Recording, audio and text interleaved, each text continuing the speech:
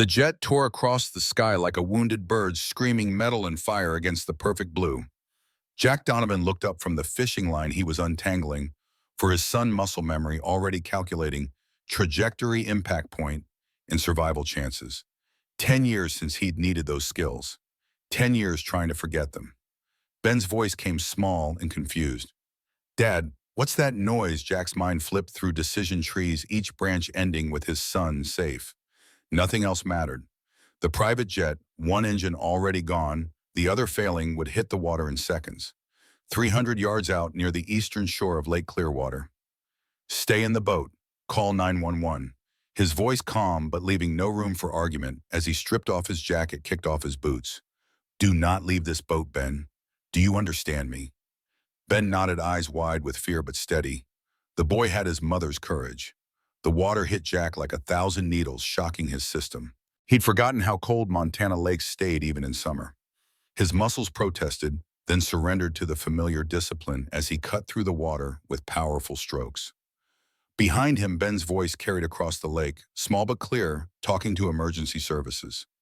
The jet's impact had created a crater of white foam and debris. Jack dove beneath the surface, vision adjusting to the murky darkness. The cockpit windows were spider-webbed with cracks, water already filling the cabin. Inside, a woman slumped against the controls, dark hair floating around her face, a gash on her forehead, leaking tendrils of blood into the water. The door wouldn't budge. Jack surfaced for air, then dove again, driving his elbow into the weakest point of the cracked glass. Pain exploded up his arm, but the window gave. He reached through the opening, unfastened the woman's seatbelt, and pulled her free as the cabin filled completely. Breaking the surface, he held her head above water, with one arm swimming backward toward shore. His lungs burned, muscles screaming with every stroke. The woman wasn't moving. Jack didn't allow himself to think she might already be gone. Not after he'd reached her. Not after everything. His feet found purchase on the rocky lake bottom. He dragged her onto the shore, immediately checking for a pulse. Faint, but there. Jack tilted her head back, cleared her airway, and began chest compressions. 28, 29, 30. He breathed into her mouth, tasting lake water and something faintly sweet, expensive perfume. Water gushed from her mouth as she coughed violently. Her eyes flew open, startlingly green, sharp with intelligence, even through the haze of pain and confusion. They locked onto his face with unexpected intensity. You saved my life. Her voice was raspy but carried undeniable authority. Then with narrowed eyes, you cured me because you know who I am, didn't you? Jack said nothing, already scanning the shoreline. Emergency vehicles were arriving in worse news vans, camera lenses turning toward them like predators, scenting blood. I need to get back to my son. Jack was already backing away, calculating the fastest route to his boat while avoiding the gathering crowd. Wait, the woman tried to sit up, wincing in pain. I don't even know your name. Jack was already gone, slipping through the trees along the shoreline. He could reach his boat from the north side, away from the commotion. He had saved a life today. He couldn't afford to have his face plastered across the news. Some ghost should stay buried. Later that evening, Ben sat at their kitchen table, homework spread before him, but his attention fixed on the small television in the corner. Jack moved to turn it off, then stopped as his own blurry image appeared on screen. The reporter's voice filled their small cabin. The mysterious hero who rescued tech billionaire Victoria Reed from her crashed private jet remains unidentified. Reed, CEO of Reed Technologies, has issued a public plea from her hospital bed. The image cut to a hospital room where the woman from the lake sat propped against pillows. Despite the bandage on her forehead and the hospital gown, she somehow maintained an aura of command.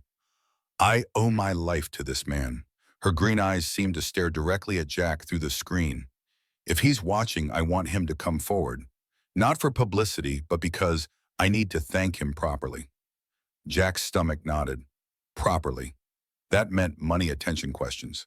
He'd had enough experience with the wealthy and powerful to know their gratitude always came with strings attached. Dad, you're a hero. Ben's face shone with pride. Are you going to talk to her? Time for bed, buddy. Jack tousled his son's hair, deflecting the question. 8-year-olds shouldn't have to understand why their fathers needed to stay invisible. After tucking Ben in, Jack sat alone in the dark, nursing a beer he didn't really want. The cabin was quiet except for the occasional creak of settling wood. He'd built it himself 5 years ago after deciding Montana was far enough from his past. Enough land for privacy, close enough to town for Ben to have a normal childhood. As normal as possible without a mother.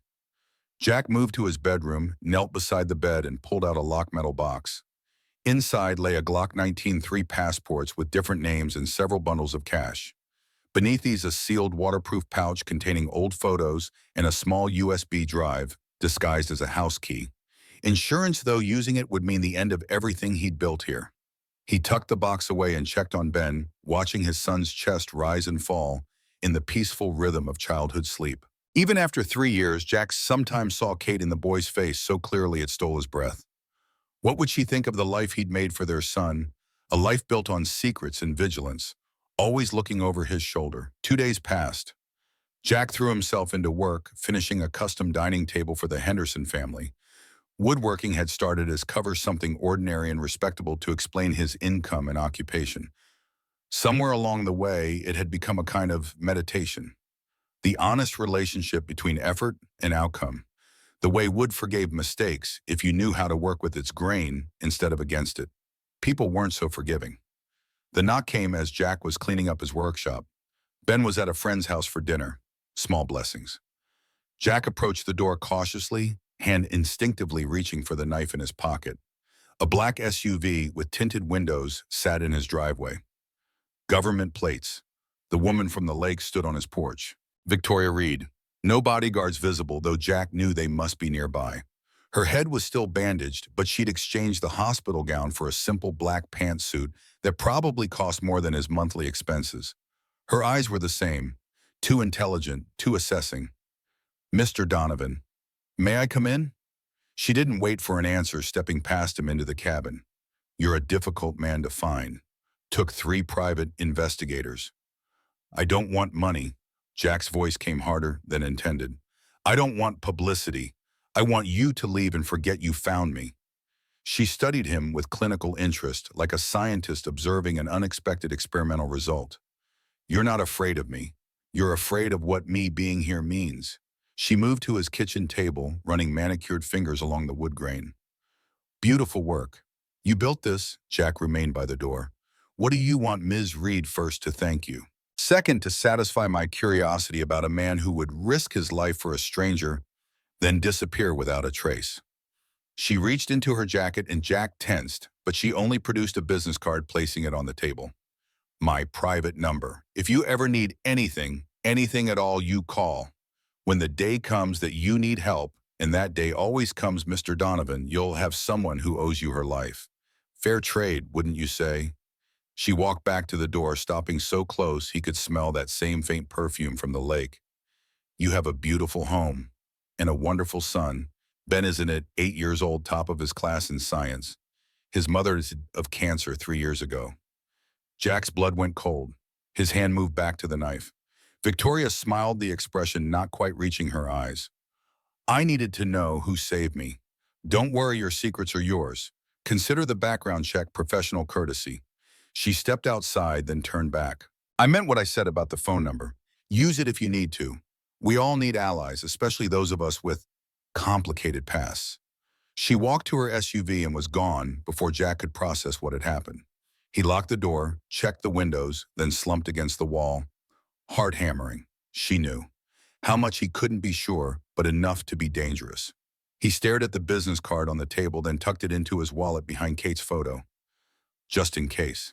That night, as rain tapped gently against the roof, Jack's phone rang. Unknown number. His instinct was to ignore it, but something made him answer. "Turn on CNN, now." Victoria Reed's voice, urgent and commanding. The headline made Jack's blood freeze. "Mystery hero identified, billionaire savior has dark past." His face filled the screen sharper than the blurry image from before. The anchor was mid-sentence. Questions about where he's been for the past decade. Sources suggest connections to private military contractor Atlas Security with operations in conflict zones worldwide. Jack ended the call without speaking. His mind raced through contingency plans. The go bags were packed, the emergency fund accessible. He could have Ben and himself across the Canadian border before morning. He was halfway to Ben's room when he heard it. A car engine coming up the mountain road at 2 a.m. headlights off. Not the rumble of Victoria Reed's SUV, but the purr of something German precision engineered. Jack grabbed the Glock from its hiding place and positioned himself with clear sight lines to the door of Ben's room safely behind him. The knock came 3 times, deliberately spaced. A code from another life. Jack Donovan. The voice was smooth, cultured, with the faintest trace of Boston. I know you're in there. I know your son's upstairs. Jack felt something he hadn't experienced in years, pure, undiluted fear. Not for himself, but for Ben. You have 60 seconds before every asset Atlas has knows your location. Open the door, Jack. Or should I call you Marcus? I've opened the door, gun held low but ready. Robert Caldwell stood on the porch, silver hair immaculate despite the hour's smile, as practiced as ever. He wore a tailored overcoat against the Montana chill, looking more like a CEO than the leader of a private army specializing in operations no government wanted to acknowledge. You look good. Caldwell's eyes flicked past Jack, taking in the cabin. Boy's name is Ben, 8 years old, smart kid. You've done well raising him alone. Jack's jaw tightened. If you touch him, Caldwell's smile vanished, replaced by something colder. I'm offering you a choice. You still have the files, the ones you stole 10 years ago. Names, dates, mission logs, everything that could turn Atlas into a congressional inquiry and me into a federal prisoner. I want them back. In exchange, I walk away. Your son grows up safe. You build your... He gestured at the cabin with faint disdain. Furniture. We pretend the last decade never happened. Jack kept his voice level, the gun steady. And if I refuse, Caldwell pulled out a phone, held up a photo of Ben's elementary school, time-stamped that afternoon. I know where he goes. When he goes, who picks him up? Everything. You have 72 hours to deliver those files to a location I'll text you. If you don't, Caldwell shrugged the gesture, almost apologetic. Your son disappears. Not permanently, just long enough to convince you I'm serious. Maybe he comes back missing a finger. Maybe he doesn't come back at all. Your choice, Jack. He turned and walked back to his car, a black Mercedes, casual as if leaving a dinner party. At the driver's door, he paused, looking back. You were always the best operator I had. Shame you grew a conscience. Made you weak. The engine purred to life and the car rolled back down the mountain, disappearing into the darkness. Jack stood on the porch, gun in hand, shaking with rage and terror. 72 hours. 3 days to figure out how to save his son from the ghost that had found him after all these years. Jack didn't sleep.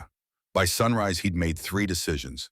He wasn't giving Caldwell the files, he wasn't running, and he was calling Victoria Reed. The thought of needing help burned like acid, but Caldwell had made it clear this wasn't a fight Jack could win alone. Not with Ben's safety at stake. He dialed at 6 a.m. She answered on the first ring.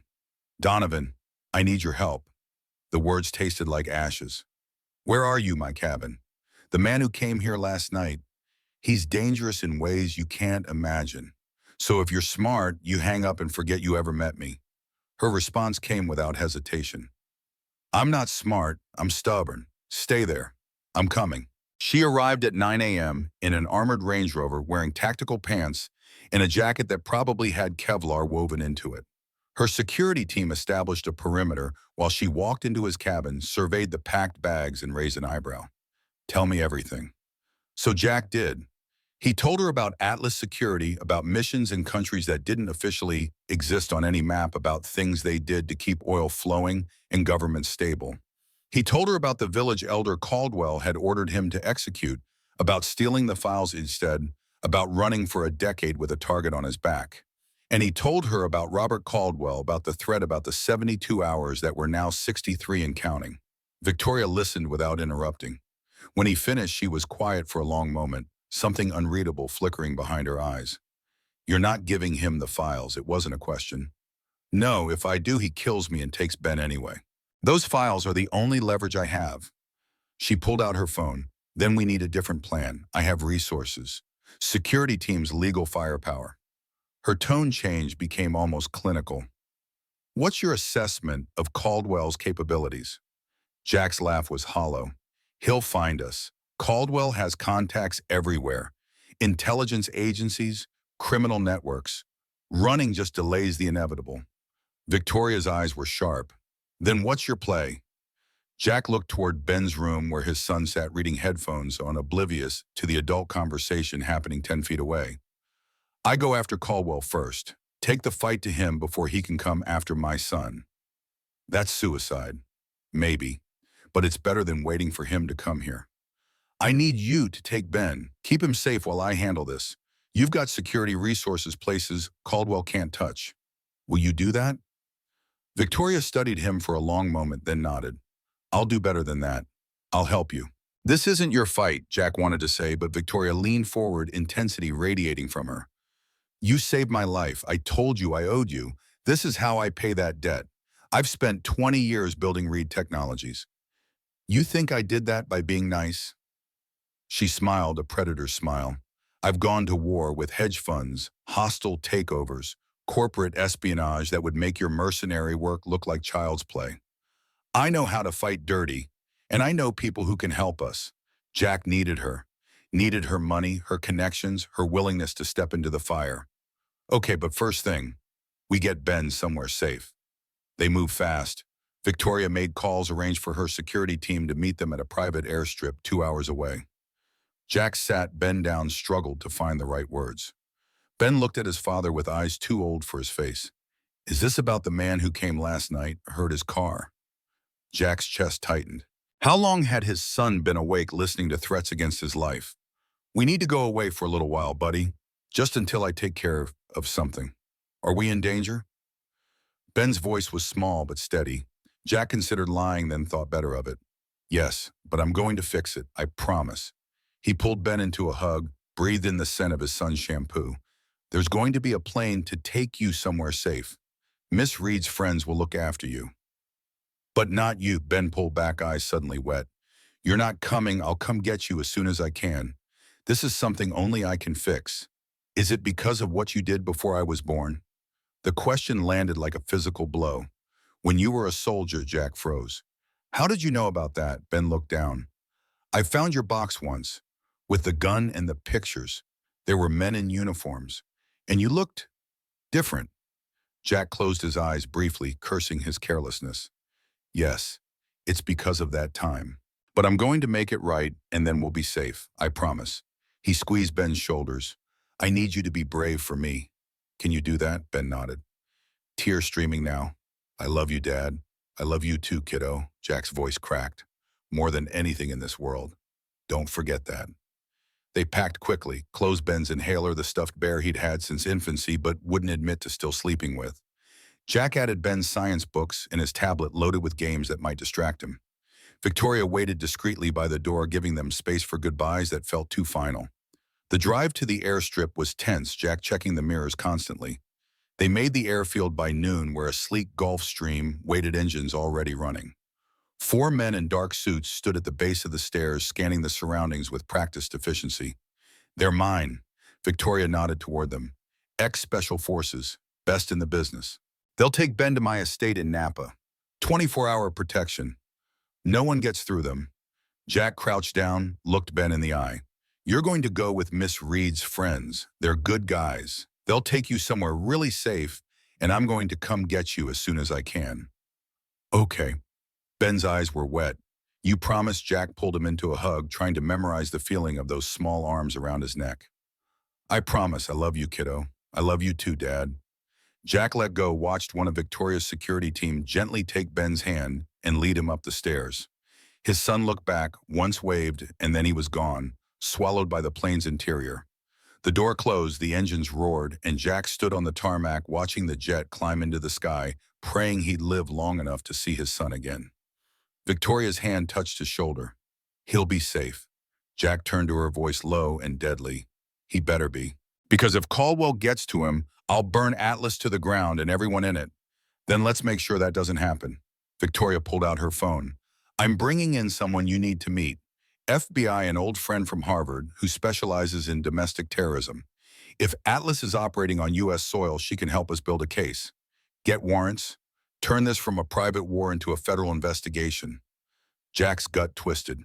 FBI means questions. Victoria's eyes were calculating. They'll want Caldwell more. You've got files that prove Atlas committed war crimes. That makes you a whistleblower, not a criminal. We play this right, you walk away clean.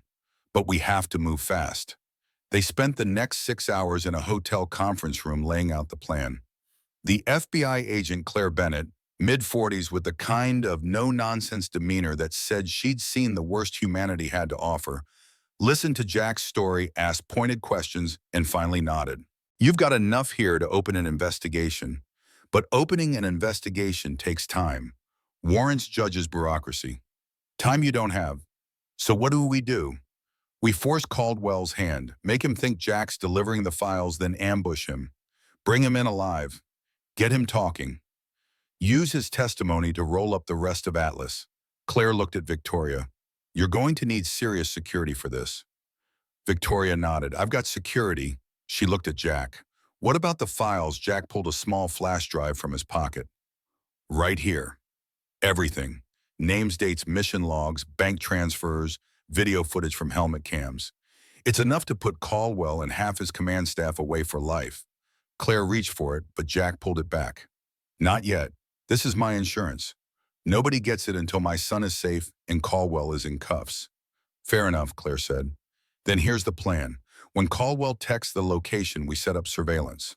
FBI hostage rescue team in position ready to move. You go in wired hand over a fake drive. When Caldwell realizes it's fake, we move in. Fast, clean, overwhelming force. Claire's smile was cold. And if he figures it out before you move in, then I better be a good liar. Jack's voice was flat. Because if he smells a trap, he'll kill me and disappear, and my son becomes leverage. Jack's phone buzzed. Everyone went silent. He pulled it out, looked at the screen. A text from an unknown number, Pier 9 Warehouse, Seattle. Midnight tomorrow. Come alone. No cops, no backup, or the boy dies screaming. Jack showed the text to Claire and Victoria. The agent swore softly. That's aggressive. He's pushing the timeline because he knows we're not going to sit on our hands. He's forcing my move, Jack said. Then we force his. Claire stood. I'll get HRT mobilized. Jack, you're going to walk in there tomorrow night, hand over the fake drive, and keep Caldwell talking long enough for us to get into position. Think you can do that? Jack looked at the text again, at the words, the boy dies screaming, and felt something cold and hard settle in his chest. Yeah, I can do that. Victoria reached out, squeezed his hand. You're not doing this alone. The hell I'm not, Jack wanted to say. But Victoria's grip tightened. I told you I'm stubborn. I'm coming with you to Seattle. I'm going to be in that surveillance van watching. If something goes wrong, I want to be there. Jack wanted to argue, but the look in her eyes said it wouldn't matter. She'd made up her mind. He nodded, turned to Claire. Get your team ready. Tomorrow night we end this. The warehouse at Pier 9 smelled like rust and dead fish. Jack stood in the center of the empty space, a single overhead light casting shadows that stretched like accusing fingers across the concrete floor. It was 11:50 p.m., 10 minutes until Caldwell arrived. Jack wore a wire taped to his chest so thin he could barely feel it, and an earpiece so small it was invisible. Claire Bennett's voice whispered in his ear, calm and professional. HRT is in position. 3 sniper teams, 2 breach teams. The moment Caldwell makes a move, we close the net. Just keep him talking. Copy, Jack murmured. He could feel his heart hammering, adrenaline singing in his veins. This was familiar territory. The moment before contact when everything hung in balance, and the next 5 minutes would determine whether you lived or died. He'd done this 100 times in Iraq, Afghanistan, places without names. But those times he'd had a team behind him. This time he had a billionaire in a surveillance van and FBI agents who'd never heard his name until yesterday. It would have to be enough. Headlights swept across the warehouse entrance. A black Mercedes rolled in, slow and deliberate, engine purring. It stopped 20 feet from Jack, and Robert Caldwell stepped out alone. He wore a dark suit, hands empty, moving with the casual confidence of a man who believed he'd already won. He smiled when he saw Jack. Right on time. I appreciate punctuality.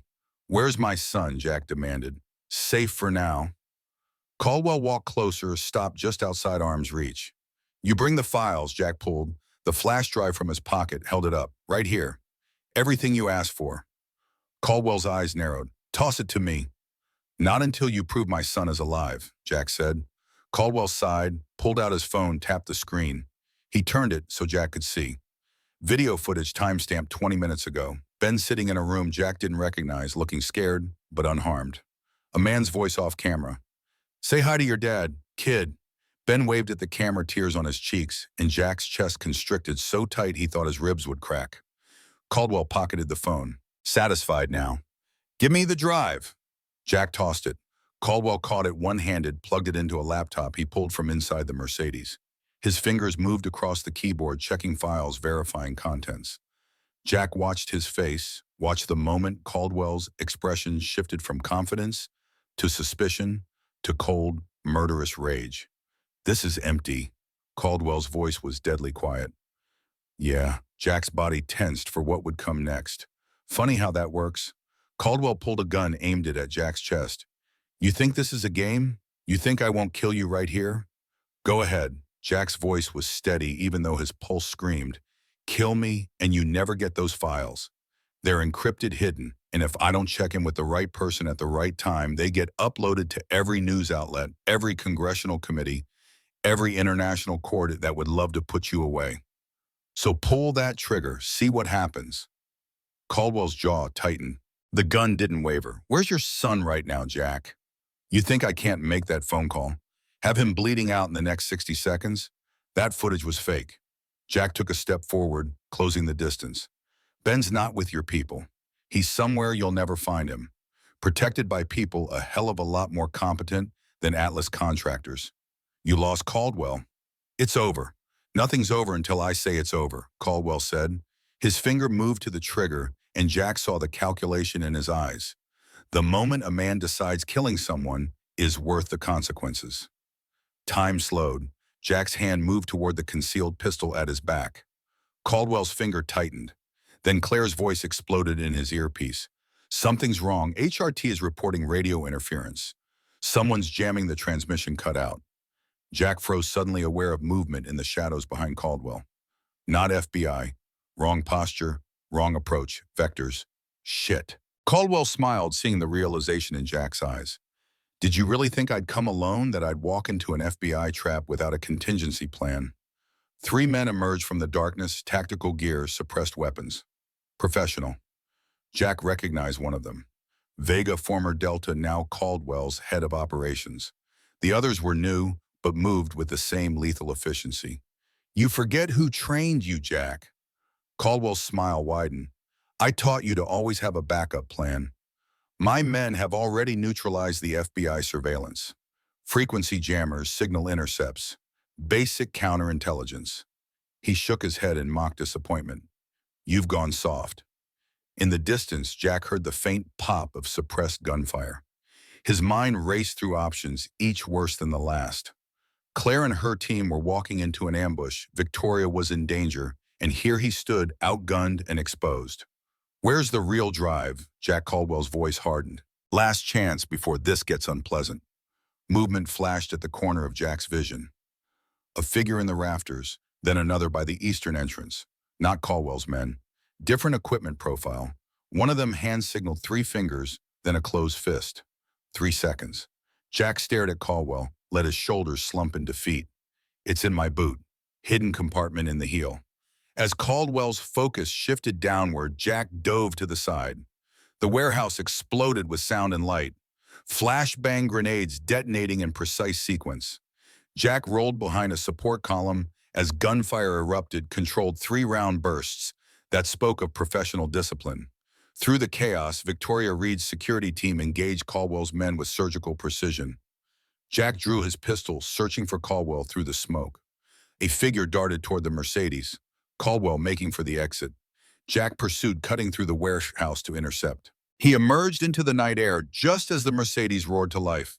Without hesitation, Jack fired twice, taking out the right front tire.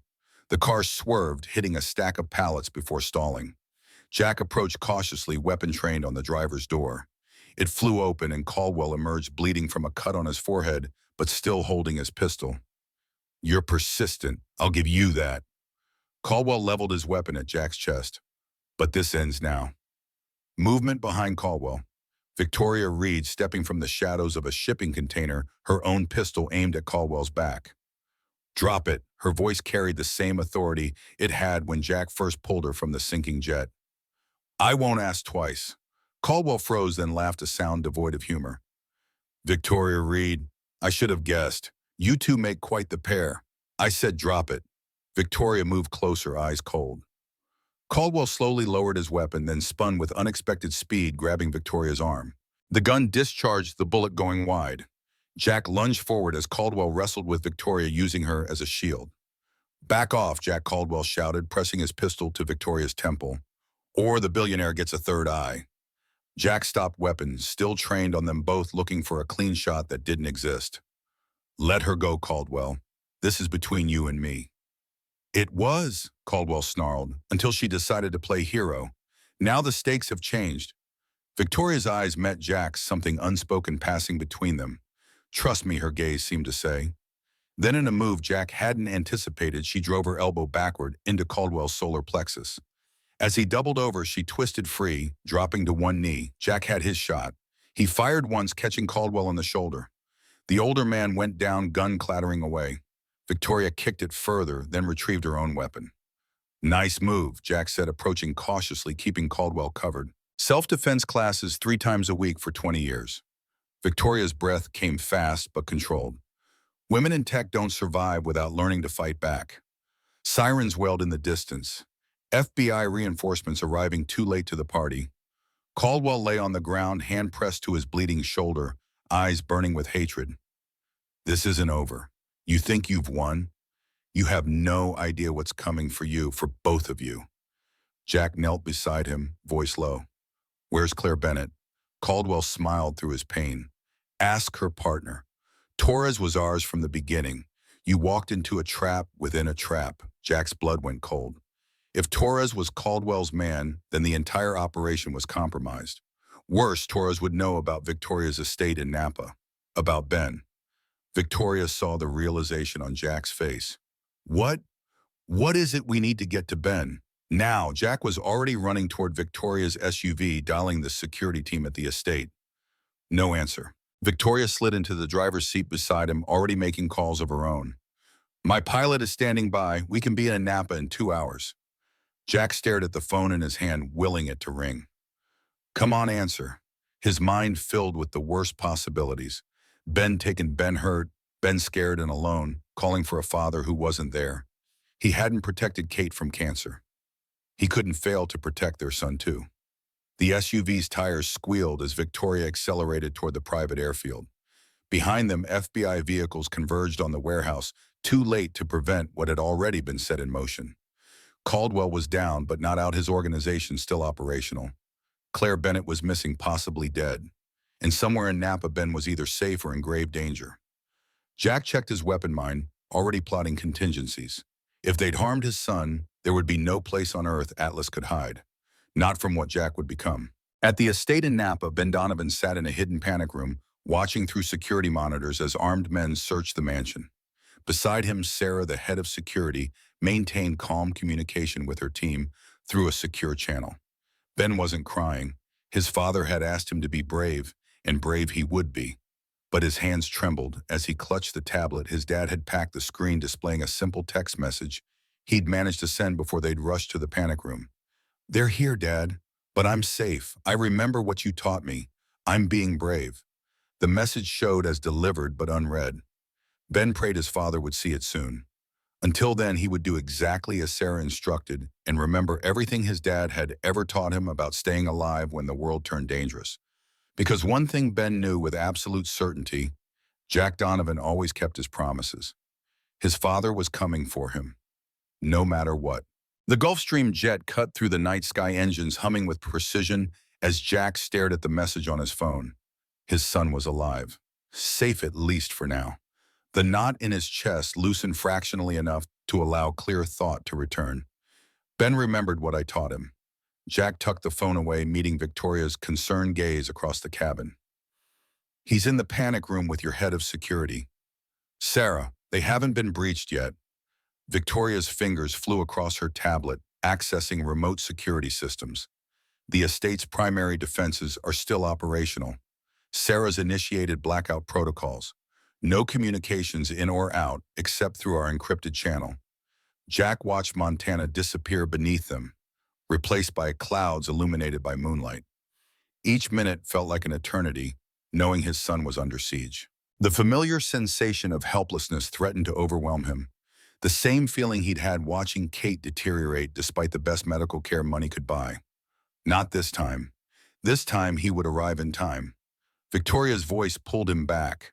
"We have a situation." She turned her tablet, showing live security footage. 5 men in tactical gear surrounding the panic room entrance, setting up what looked like a breaching charge. How long? Jack's mind calculated distances, fuel consumption, possible delays. 2 hours minimum before we land. Victoria's expression hardened. But Sarah isn't alone. The tablet switched views, showing another security team moving through the estate's grounds. Not Atlas operatives, but Victoria's own people responding to the silent alarm. 8 operators moving with professional precision.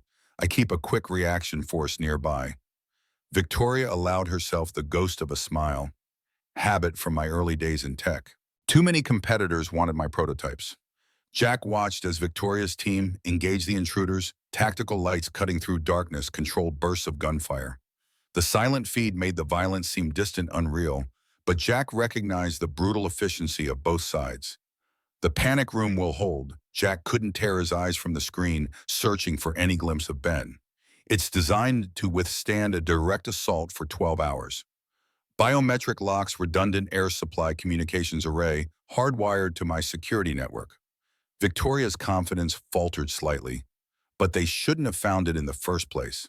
Someone gave them the estate schematics. Torres. Jack spat the name like a curse. He had to have provided Atlas with the building plan security protocols. We have another problem. Victoria enlarged an image, focusing on one of the attackers' faces. Marcus Reeves, former Secret Service. He's on my personal security team, the one guarding the panic room. Jack's blood went cold. How many more moles did Caldwell have? How deep did Atlas's infiltration go? The estate battle intensified on screen. Victoria's response team had secured the main house, but at a cost. 3 of her operators down, 4 of Atlas's. The remaining intruders retreated toward the eastern perimeter, disappearing into the vineyard. They're regrouping. Jack recognized the tactics. They'll wait for reinforcements, then hit again with overwhelming force. Victoria's phone chimed with an encrypted message. She read it, relief flashing across her face. Sarah reports Ben is unharmed. Marcus tried to override the panic room protocols but failed. They're still secure. The jet banked sharply, beginning its descent toward a private airstrip north of Napa. Jack checked his weapon mind, cycling through tactical options. He'd be outnumbered, facing professionals on unfamiliar ground. Not good odds. Victoria watched him prepare, then opened a hidden compartment beneath her seat, revealing a compact arsenal, 2 MP5 submachine guns, body armor, tactical headsets. You came prepared for a social visit. Jack raised an eyebrow as he selected a weapon, checking its action. I've made enemies in 20 years of business. Victoria efficiently loaded magazines, movements betraying military training Jack hadn't expected. My father believed daughters should know how to hunt. Yale added self-defense. The corporate world taught me to anticipate betrayal. Jack reassessed the woman before him. Not just a CEO playing at being tough, but someone who understood real violence. Someone who might actually survive what was coming. The pilot's voice crackled over the intercom, announcing final approach. Victoria secured the remaining weapons, then fixed Jack with an intense stare. Whatever happens, Ben is the priority. Get him out no matter the cost. If I don't make it, we both make it. Jack cut her off, checking the body armor's fit. Or neither of us does. I don't leave allies behind. Victoria nodded once acceptance of terms. As the jet touched down, Jack felt the familiar pre-combat clarity descending. The world sharpening into tactical problems with practical solutions. Find Ben. Eliminate threats. Extract to safety. The rest was just details. A blacked-out SUV waited on the tarmac, engine running. No driver. Victoria took the wheel while Jack scanned for surveillance. The roads were eerily empty as they sped toward the estate, a calculated risk. Speed over stealth. Each minute brought Atlas closer to breaching the panic room. Victoria's security channel lit up with urgent reports. The remaining Atlas team had received reinforcements, a helicopter dropping additional operators on the estate's north side. They were moving toward the main house again, this time with heavier weapons. They've got us outnumbered 3-1. Victoria's knuckles whitened on the steering wheel as they raced through empty country roads. My team can't hold them much longer. Jack studied the estate schematic on Victoria's tablet. Then we don't fight fair. We bypass them completely. There's a maintenance tunnel connecting the wine cellar to the groundskeeper's cottage, not on the main blueprints. Victoria glanced at him surprised. How did you... I memorized the architectural plans while you were arranging transportation. Old habit. Jack traced the route with his finger. If the tunnel's still accessible, we can get to the panic room without engaging Atlas's main force. The SUV crested a hill, revealing the Reed estate sprawled across 30 acres of prime Napa Valley. Even in darkness, the main house dominated the landscape, a modern interpretation of Mediterranean architecture, all clean lines and strategic positioning. Under different circumstances, Jack would have appreciated the defensive sight lines and multiple evacuation routes. Now he saw only vulnerabilities, points of ingress, fields of fire. They abandoned the SUV half a mile from the main entrance, proceeding on foot through the vineyard. Gunfire echoed from the estate's western wing, Victoria's remaining security team providing unintentional misdirection. Jack and Victoria moved silently through rows of Cabernet vines, using the terrain for cover. The groundskeeper's cottage appeared abandoned, its windows dark. Jack approached cautiously, weapon ready. The door was unlocked. Not a good sign. Inside, furniture lay, overturned drawers emptied. Someone had searched the place thoroughly. They know about the tunnel. Victoria's voice was tight with controlled fear as she moved a bookcase, revealing a hidden door already ajar. Jack knelt, examining scuff marks on the floor. Recent, within the hour. They're ahead of us. Victoria pulled a small tablet from her jacket, accessing the estate's security system. The panic room cameras show no breach yet. Sarah's still holding position. The tunnel stretched before them, dimly lit by emergency lighting. Jack took point, moving quickly but cautiously, listening for sounds of ambush.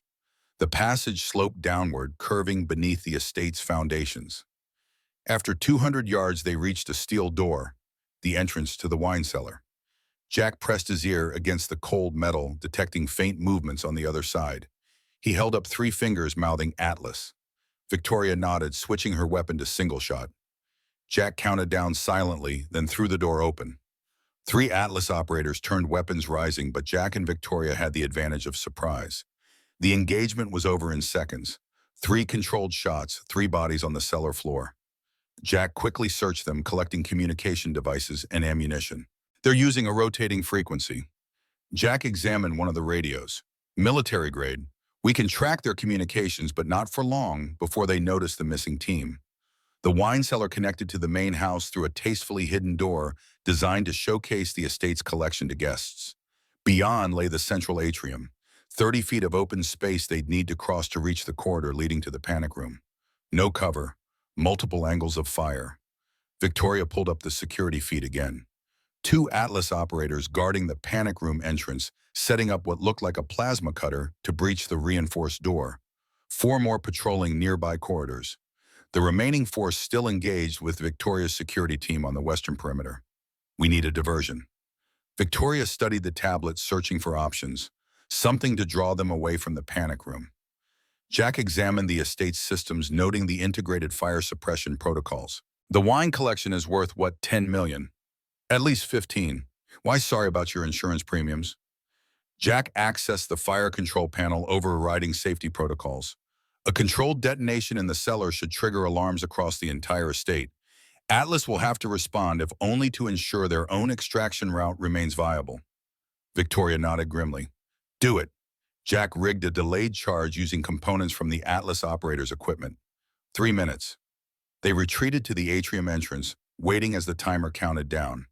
When the explosion came, it was surprisingly contained, enough to trigger alarms without threatening the structural integrity of the building. Instantly, fire suppression systems activated throughout the estate. Sprinklers drenched the atrium, alarms blared, and emergency lighting cast everything in a surreal red glow. On Victoria's tablet, they watched 4 of the 6 Atlas operators near the panic room respond, moving toward the cellar to investigate.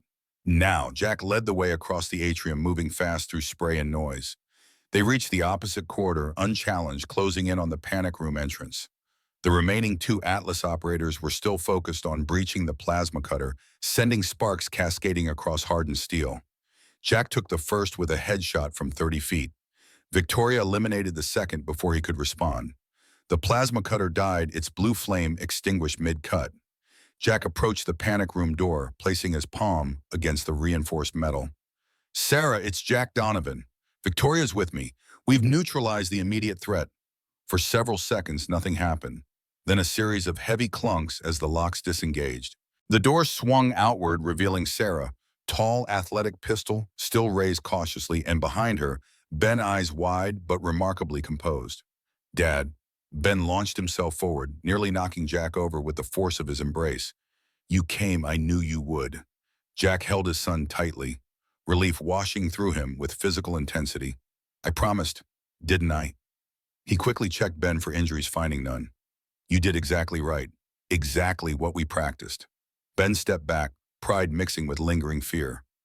"I remembered the panic phrase when Marcus started acting weird. And I sent you the message like you taught me." Victoria approached, squeezing Ben's shoulder gently. "You were very brave. But we need to move quickly. This location is compromised." Sarah checked her weapon posture, alert. They came in through multiple points simultaneously. Knew exactly where to hit us. Marcus disabled 3 security checkpoints before I realized what was happening. "How many of yours are still operational?" Jack asked, already planning their exit route. 4, maybe 5. Engaging hostiles on the west side. Sarah's expression darkened. "But we lost at least 3 good people tonight." Victoria's tablet chimed with an urgent alert. The security feed showed new movement. Atlas operators regrouping, no longer concerned with stealth. They were converging on the panic room from multiple directions. "They know we're here." Jack's mind raced through options, each worse than the last. The tunnel was likely compromised. The main exits covered. Air extraction impossible without preparation. Victoria studied the security feeds, then turned to Sarah. "Protocol Omega, full scorched earth." Sarah nodded grimly, inputting a complex sequence into her tactical pad. Throughout the estate, secondary explosions detonated, not destructive, but generating enormous volumes of smoke and tear gas. Emergency exits unsealed automatically as environmental systems purged contaminated air. Chaos. Jack recognized the strategy. Create enough confusion to mask their escape. Victoria led them through service corridors, avoiding the main hallways now filling with chemical smoke. They emerged into the garage where an armored Suburban waited, engine running. Jack placed Ben in the back seat, covering him with a ballistic blanket from the emergency supplies. Sarah took the wheel, Victoria beside her, while Jack maintained rear security. The garage door opened to reveal the vineyard access road, and 3 Atlas SUVs forming a blockade 200 yards ahead. Sarah floored the accelerator, aiming directly for the smallest gap between vehicles. Atlas operators opened fire rounds, pinging off reinforced glass and armored panels. Jack returned suppressive fire through a specialized gun port, keeping the attackers' heads down. The Suburban hit the blockade at 60 miles per hour, shattering the lighter SUV and forcing it aside. Metal screamed against metal as they pushed through the engine, straining against the impact. They broke free tires, finding purchase on gravel, accelerating away as Atlas scrambled to pursue. Ben remained remarkably calm under the ballistic blanket, following Jack's instructions to stay down. Only the slight tremor in his voice betrayed his fear. "Are they going to keep coming after us?" "Not for long." Jack checked the tablet, tracking Atlas's pursuit vehicles. "They're down to skeleton crew now. FBI will have warrants for their remaining safe houses within hours. Atlas is burning resources they can't replace." Victoria turned from the front seat, expression grim. "But Caldwell is still out there, and Torres. They'll regroup, find new assets." Jack met her eyes, understanding, passing between them. This wasn't over. Wouldn't be over until Caldwell and his organization were dismantled completely. Sarah navigated back roads with practiced skill, evading the pursuing vehicles. After 20 minutes of evasive driving, they reached another private airstrip where Victoria's backup transportation waited, a nondescript corporate jet with diplomatic clearances that would bypass normal security channels. As they transferred to the aircraft, Jack maintained constant vigilance, scanning horizons and approach vectors. Only when they were airborne climbing to cruising altitude did he allow himself to exhale fully. Ben fell asleep almost immediately, exhaustion claiming him despite the adrenaline. Jack watched his son's chest rise and fall, each breath a small miracle after the night they'd survived. Victoria sat across from them, applying a field dressing to a graze wound on her arm Jack hadn't noticed during the escape. "You handle yourself well in a firefight." Jack kept his voice low, not wanting to wake Ben. Victoria secured the bandage movements efficient. Corporate takeovers get more literal in certain markets. Her attempt at humor didn't reach her eyes, which remained haunted by the night's losses. "I've lost good people tonight. People whose only crime was working for me when Caldwell decided I was a target." The implicit question hung between them. Why had Atlas escalated from targeting Jack to a full assault on Victoria's organization? Victoria pulled out her tablet again, accessing a secured server. "While you were getting Ben settled, I had my team run deep background on Caldwell, cross-referencing with my husband's research before he died. The screen filled with documents, financial records, shipping manifests, research patents." Victoria's fingers moved across the display, organizing information with practiced efficiency. "7 years ago, my husband David developed a tracking system that could identify and neutralize stealth technology." Victoria's voice took on an academic detachment, as if the clinical approach could somehow distance her from the personal devastation. The Department of Defense was interested, but David wanted civilian applications first. Search and rescue disaster response. Then he died in a car accident I never believed was accidental. Jack studied the technical specifications scrolling past. Cutting-edge work, the kind that created billion-dollar defense contracts or made powerful enemies. 3 weeks ago, I finally had enough evidence to approach the FBI about reopening David's case. Victoria's jaw tightened. 2 days later, my jet suffered catastrophic mechanical failure over your lake. Jack's mind connected pieces that had seemed random. Your crash wasn't an accident, and Caldwell showing up at my cabin wasn't just about the files I took from Atlas. Victoria nodded slowly. "I think Atlas killed my husband for his research, then buried the technology. When I started digging, they tried to eliminate me too. When that failed and you got involved, Caldwell saw an opportunity to solve both problems at once. But why go after Ben?" Jack's protective instincts flared. "My son has nothing to do with any of this." Victoria hesitated, something flickering behind her eyes that Jack couldn't quite interpret. "Because you were there, Jack. In Syria. The night David was meeting with his overseas research team." Jack's blood went cold as memory surfaced. A mission he tried to forget. A research facility near Damascus. Atlas contracted to provide security consultation during a regime change. What was supposed to be an evacuation operation that turned into something else entirely. "I never knew who we were sent to extract." Jack's voice had gone hollow. "Caldwell compartmentalized everything, gave us minimal briefing. Just coordinates, timeframes, extraction protocols. It was David's Syrian development team." Victoria's eyes never left Jack's face. 7 scientists, all with fragments of the research in their heads. All killed when Atlas forces arrived, officially blamed on regime loyalists. David suspected something was wrong when none of them made the extraction point. Started asking questions no one wanted to answer. Jack's mind replayed that night in fragmented images. The unexpected resistance. Caldwell changing parameters mid-operation. The confusion as what should have been a simple extraction turned into room clearing and asset denial. I wasn't part of the strike team. Jack needed her to understand this distinction. I was running perimeter security monitoring approach routes. When communications went dark inside the facility, I was ordered to maintain position. Victoria's expression remained unreadable. "But you filed the operation report. The one declaring all targets neutralized, facility contents secured." Jack's stomach twisted with the implications. "I reported what Caldwell told me to report. I didn't go inside until extraction, by which point the damage was done. I never saw the scientists." For a long moment, neither spoke. The only sound was the steady hum of the jet engines and Ben's soft breathing. "I believe you." Victoria finally broke the silence. "But it explains why Caldwell wants you eliminated along with me. You're the only surviving Atlas operative from that mission who isn't still loyal to him. The only one who might corroborate what really happened if the truth came out." Jack glanced at his sleeping son, the weight of the past pressing down with suffocating force. How deep does this go? How much reach does Caldwell have? Victoria pulled up another file. Personnel dossiers, government affiliations. More than we initially thought. Atlas has contracts with three-letter agencies, foreign governments, private military operations. Caldwell has cultivated relationships with federal judges, intelligence directors, congressional oversight committees. No wonder the FBI operation went sideways. Jack's tactical assessment adjusted to this new reality. Caldwell has people everywhere. We can't trust official channels. Not all of them. Victoria opened a secure communication line. But I know someone we can trust. Someone even Caldwell can't reach. The screen displayed a woman in her early 50s, silver threading through dark hair pulled back in a severe bun. FBI credentials identified her as Deputy Director Catherine Marsh, Counterterrorism Division. Victoria, I've been trying to reach you.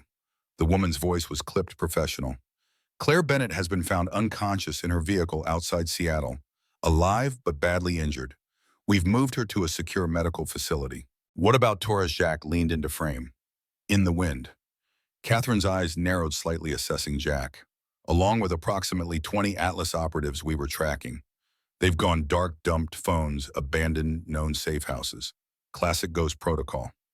Victoria introduced Jack, briefly explaining his connection to Atlas and the current situation. Catherine listened without interruption, her expression growing increasingly grave. This goes beyond a rogue PMC. Catherine's voice lowered. If Caldwell is targeting breakthrough stealth countermeasure technology, there are national security implications. Certain foreign actors would pay billions for that research, or eliminate anyone trying to develop it. We need protection. Victoria gestured toward Ben's sleeping form. And we need to end this, permanently. Catherine nodded once decision made. I'm establishing a safe house in Montana. Remote location, hand-picked security team vetted by me personally. No digital footprint, no connection to FBI resources Torres might access. Jack's instincts warned against trusting anyone else with Ben's safety, but pragmatism won out. They needed allies' resources beyond what he and Victoria could muster alone. I'll make arrangements to divert your flight, Catherine continued. In the meantime, I'm opening a black file investigation into Atlas and Caldwell. Official channels, but compartmentalized access.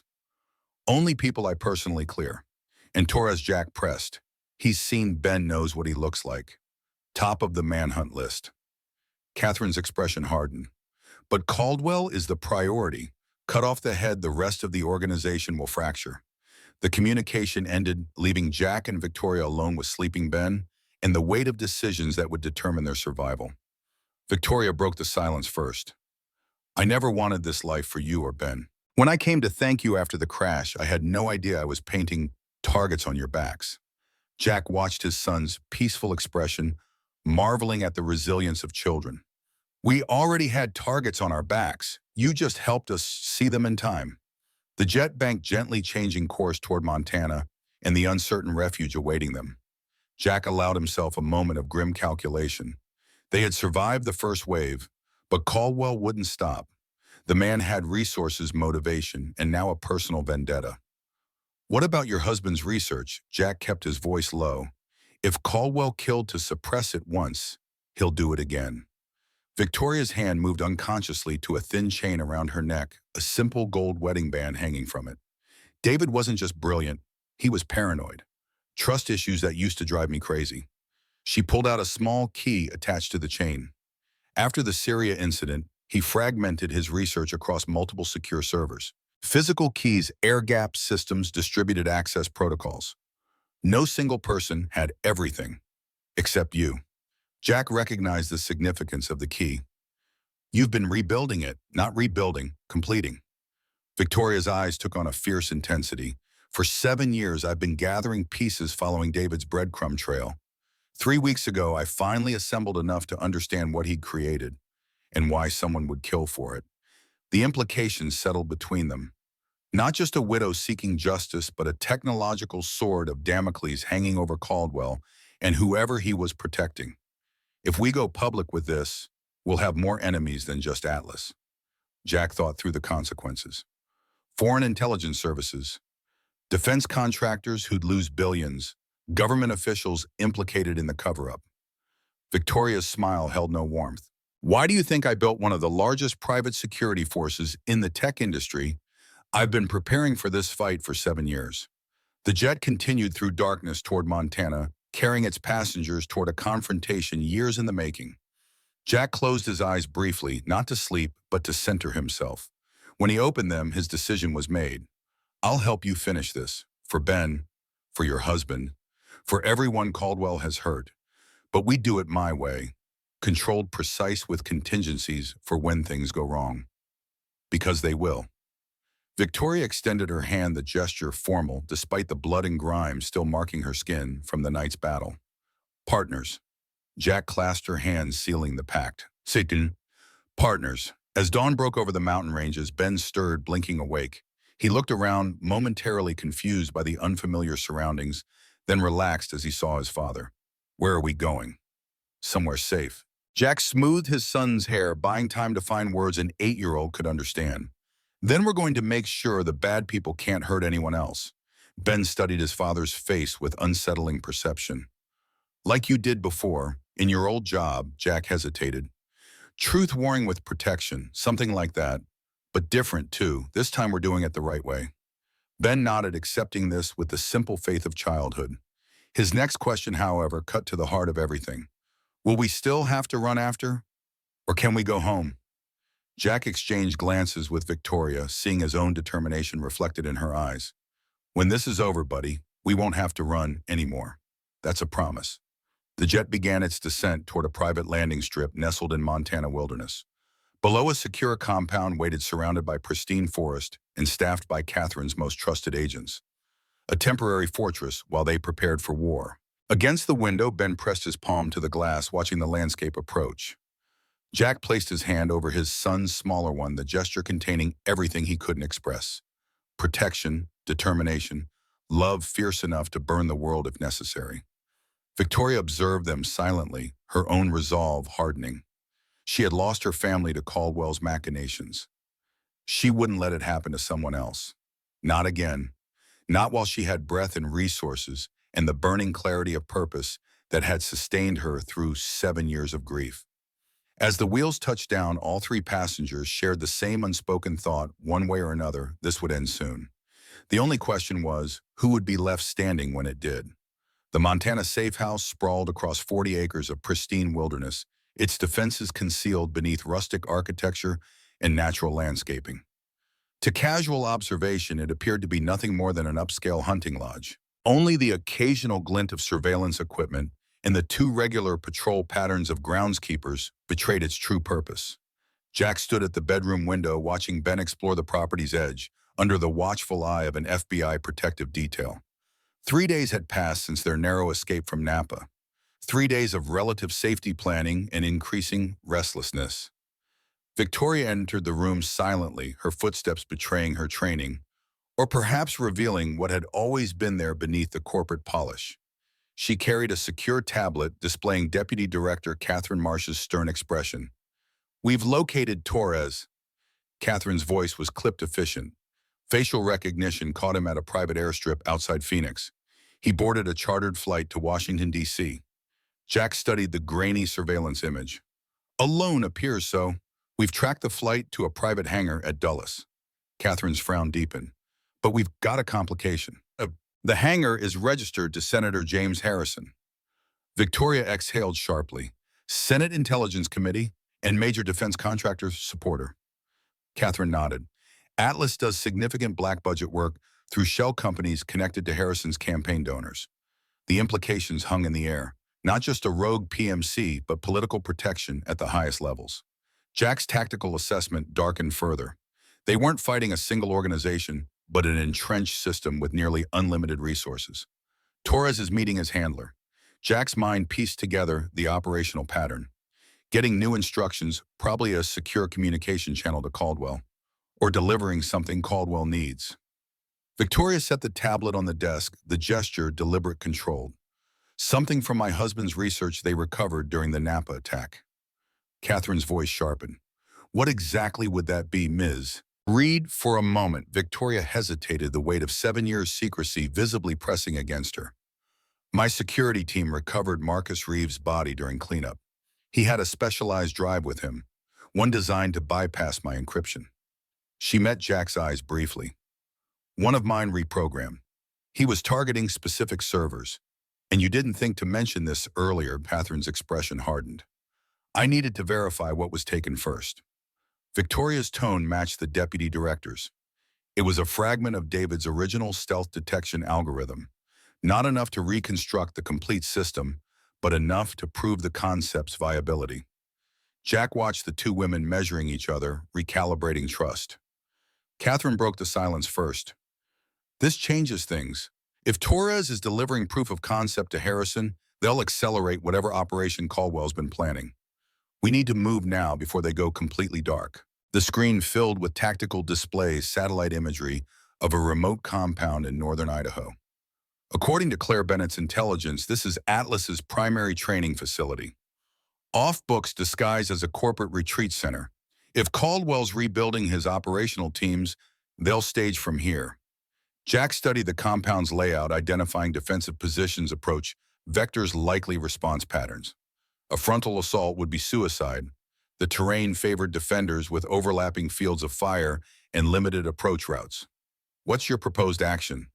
Jack kept his voice neutral, professional. Official raid. Catherine's expression left no room for debate. FBI tactical teams supported by National Guard elements if necessary. We take the facility, capture any Atlas personnel present, and secure documentation of their operations. Jack exchanged glances with Victoria, both recognizing the fatal flaw in Catherine's plan. A raid that size required extensive preparation, approvals, personnel assignments, operational briefings.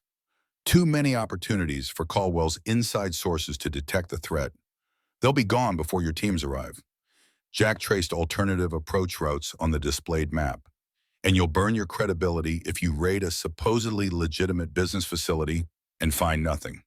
Catherine's frustration showed briefly before her professional mask returned. What's your alternative, Mr. Donovan? Send me in. Jack outlined his plan with military precision. Small team surgical insertion, Victoria's security specialist for perimeter control, me for internal penetration. We locate actionable intelligence on Caldwell's location and current operations, then extract without detection. Too risky. Catherine dismissed the idea. If you are captured, I won't be. Jack's confidence wasn't bravado, but the calm certainty of someone who'd survived dozens of similar operations. And I'll be carrying an insurance policy. Victoria understood immediately. The files, the ones Caldwell wanted from the beginning. Jack nodded once. Properly encrypted, set to decrypt and upload automatically if I don't enter a kill code every 12 hours. Insurance that keeps me alive if captured and ensures justice if I'm not. Catherine studied him with new calculation, measuring the man against the operational parameters. You've done this before. It was my specialty at Atlas. Jack held her gaze. Deep penetration, intelligence, gathering, extraction without attribution. Caldwell trained me personally. The unspoken question lingered. Why should they trust the expertise Caldwell himself had instilled? Jack addressed it directly. I know how he thinks. I know Atlas protocols, response patterns, communication systems. I can move through their facility like a ghost because I helped design their security measures.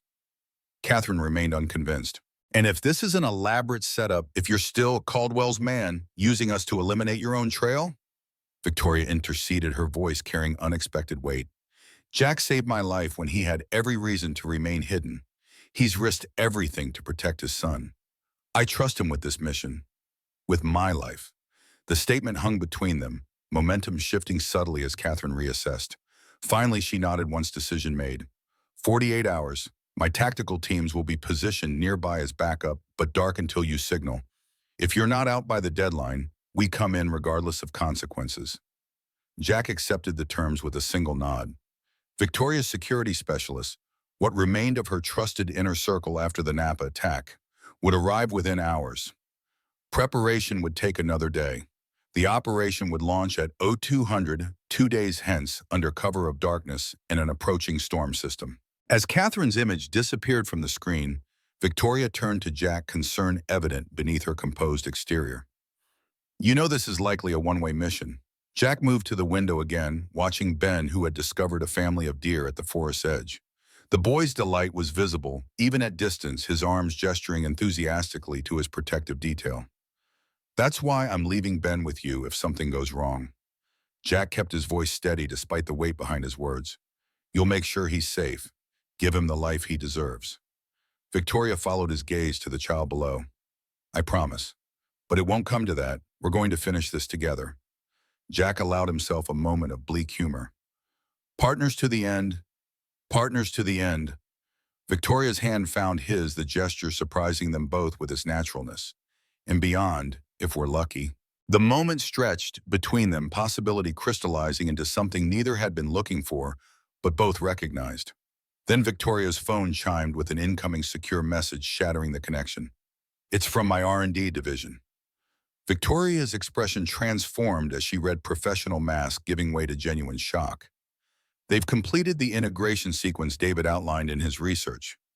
The detection system works. We can track stealth technology across the entire electromagnetic spectrum. Jack grasped the significance immediately. That's what Caldwell was trying to suppress. Technology that could neutralize any stealth platform. Aircraft, submarines, even individual operatives using next-gen cloaking systems. More than that, Victoria's eyes held a fierce light.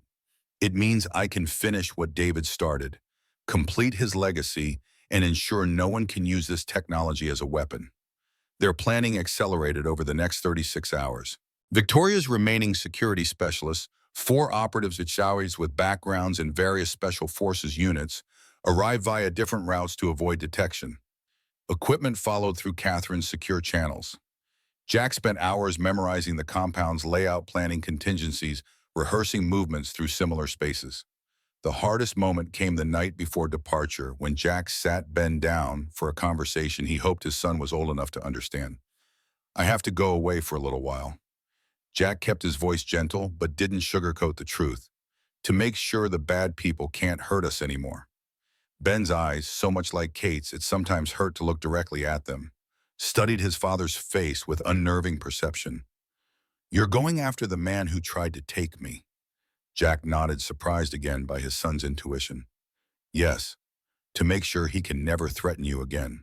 Ben was quiet for a long moment, processing this with a child's straightforward logic. Is it dangerous? Yeah. Jack wouldn't lie, not about this. But I'm very good at what I do, and I'll have help. Ben nodded slowly, coming to some internal decision with the gravity only children can bring to momentous choices. You have to come back. His small hand gripped Jack's with surprising strength. You promised we wouldn't have to run anymore. You can't break promises. Jack pulled his son close, memorizing the feeling of those small arms around his neck, the scent of shampoo in childhood. I'll come back. That's a promise I won't break. Later that night, after Ben had fallen asleep, Victoria found Jack checking his equipment one final time. She carried 2 tumblers of amber liquid, offering one silently. Jack accepted the whiskey, burning a clean path down his throat. I've arranged for Ben's future, in case neither of us returns. Victoria's voice was steady despite the grim topic. Trust fund guardianship with a family. I trust implicitly complete identity documentation that can't be traced to either of us. Jack nodded once, acknowledging both the practical necessity and the care behind it. You didn't have to do that. Victoria sipped her drink, eyes distant. I know what it's like to lose everything in an instant, to have your entire world redefined by absence. No child should experience that twice. The unspoken connection between them deepened, built on shared understanding of loss and the fierce determination to prevent it from touching Ben again. Jack recognized in Victoria something he'd found in few others, someone who understood the darkness he'd lived in and the desperate hope that drove him forward. They departed before dawn, a small convoy of nondescript vehicles traveling separate routes toward the rendezvous point near the Atlas facility. Ben remained at the safe house with Catherine's most trusted agents, the parting easier than Jack had feared, but still leaving an ache he carried into the mission. The Idaho wilderness closed around them as they approached the final staging area, dense pine forest and rugged terrain that had made the location ideal for Atlas's purposes. Jack studied satellite imagery one final time, committing approach routes and fallback positions to memory. Victoria's team, Sarah and 3 other specialists, made final equipment checks with the quiet efficiency of professionals. The plan was elegant in its simplicity.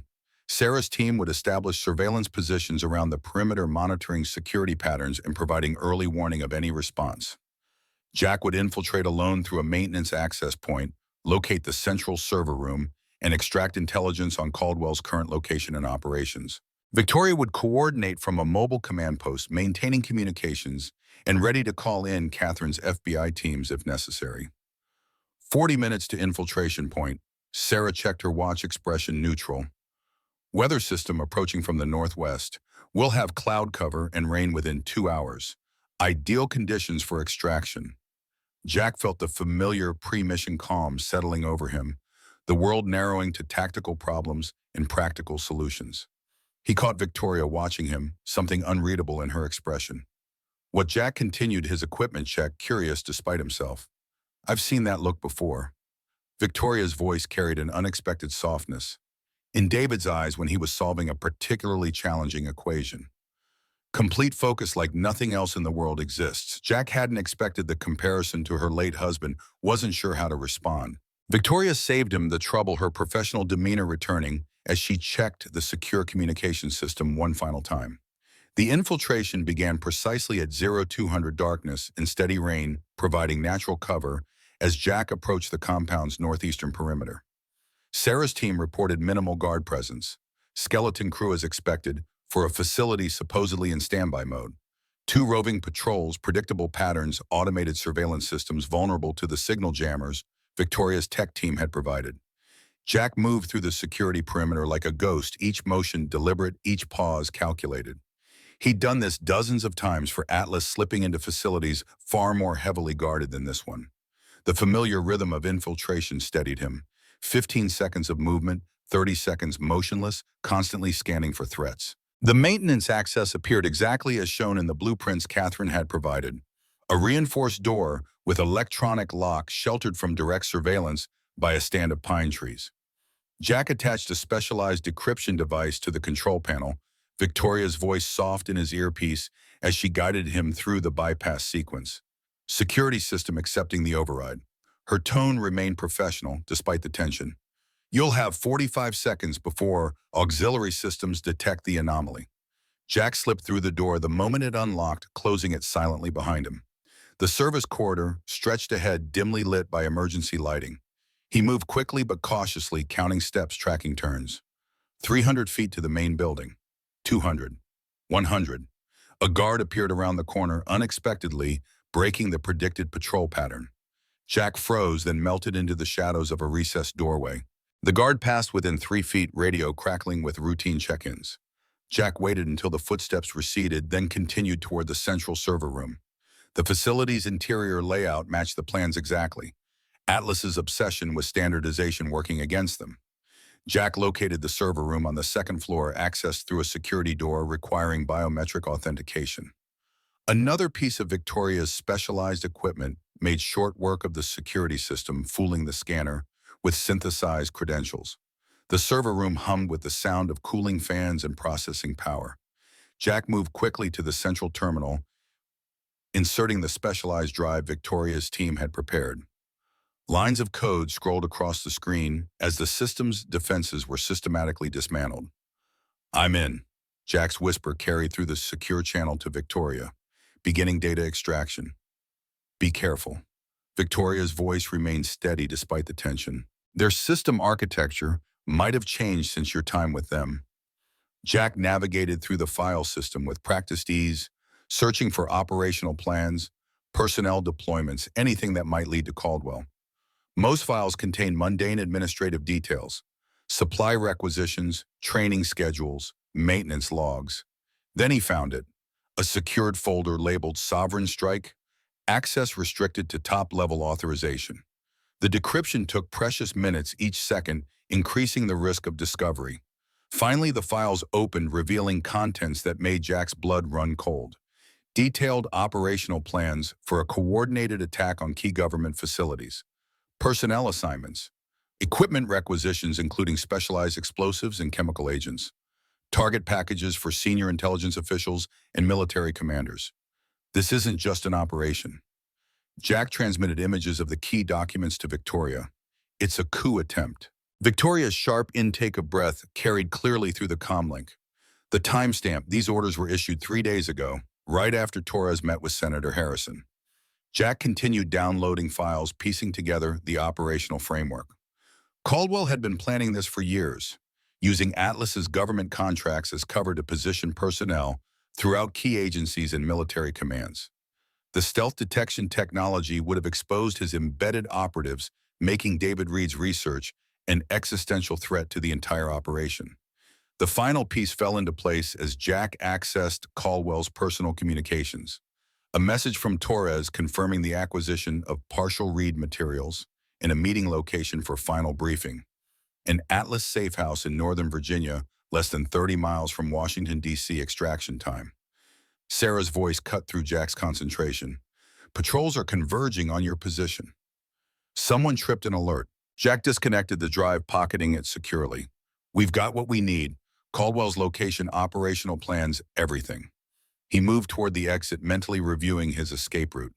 The first gunshot shattered the relative quiet, followed immediately by the staccato rhythm of automatic weapons fire. Jack froze, pressing against the wall as he processed this new development. Sarah report. Victoria's voice remained calm despite the crisis. Under fire from eastern approach. Sarah's breathing came fast but controlled. At least 8 hostiles tactically positioned. This isn't a patrol, it's an ambush. Jack's mind raced through possibilities, each worse than the last. Someone had anticipated their operation. The only question was whether they'd been compromised before infiltration or discovered during. Change of plans. Jack modified his route, heading away from the gunfire toward the facility's western exit. I'll extract through the loading bay. Rendezvous at fallback position, Charlie. Negative. Sarah's voice came between controlled bursts of return fire. Western approach is compromised as well. They've got the building surrounded.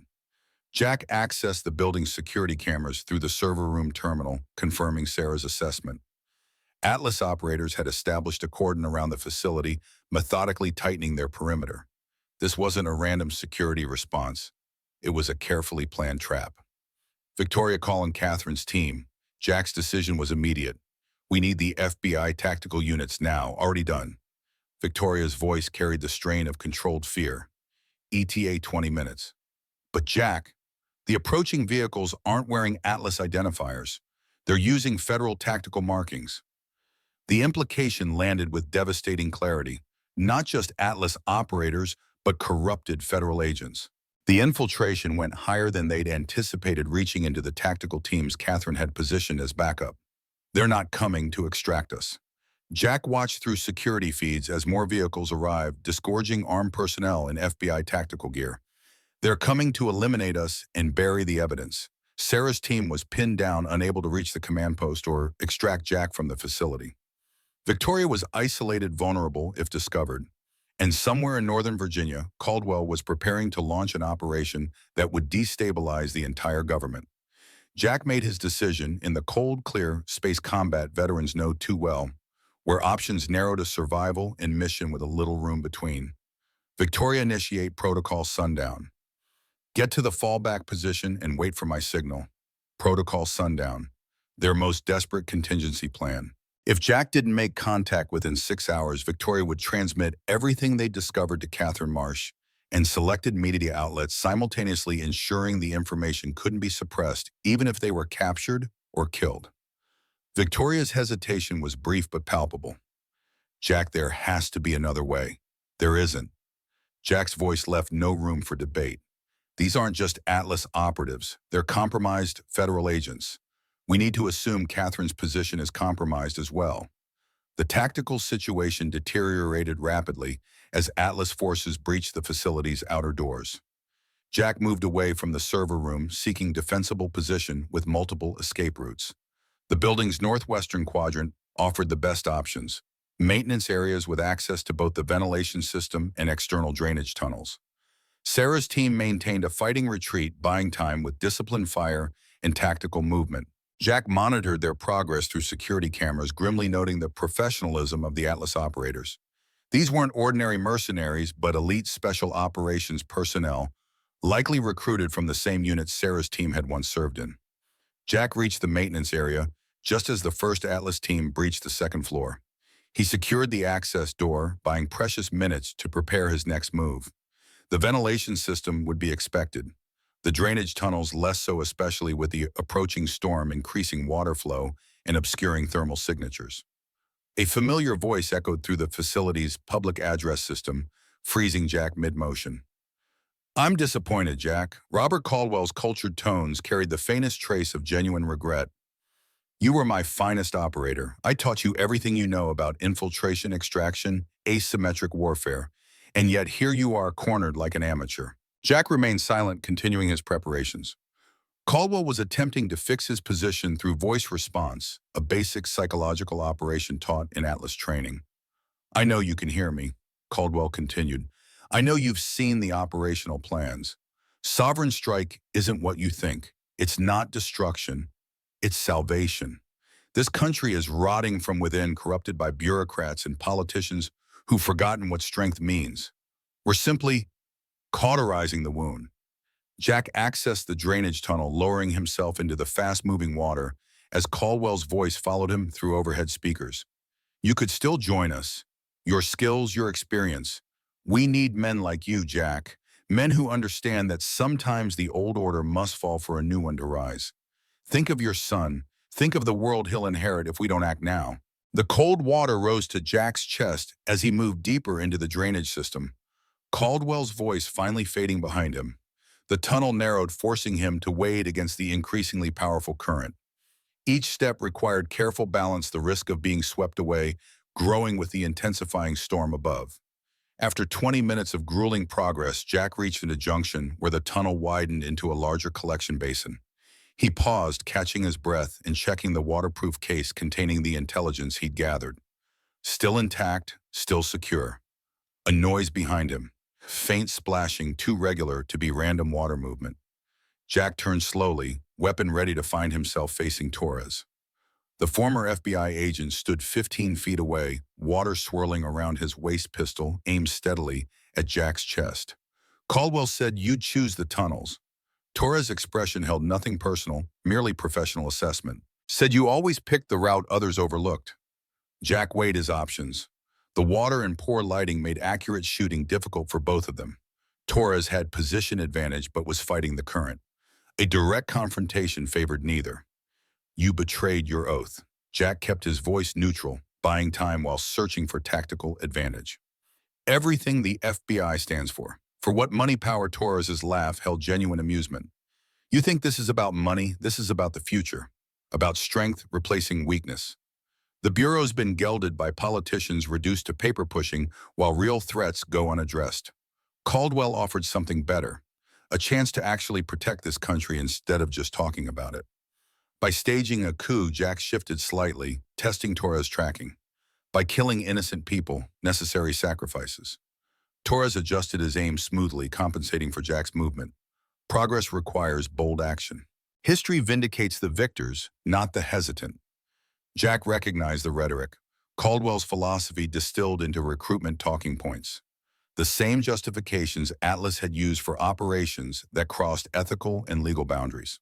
The same reasoning Jack himself had accepted until that night in Syria when he'd finally seen the disconnect between Caldwell's lofty ideals and the blood-soaked reality they created. And Victoria Reed. Jack continued the conversation, mind-calculating angles and timing. Was killing her husband part of protecting the country? Torres's expression flickered briefly, not guilt but annoyance at operational details being voiced aloud. Collateral damage. He was developing technology that would have compromised national security. Made us vulnerable to our enemies by exposing your embedded agents. Jack connected pieces that had seemed disparate. Atlas hasn't just been training mercenaries. You've been placing sleeper operatives throughout government agencies, military commands, critical infrastructure. Torres's silence confirmed Jack's assessment. The stealth detection technology wouldn't just have exposed military hardware, but human assets as well. The network Caldwell had spent years building, positioned to execute sovereign strike when activated. You won't stop it.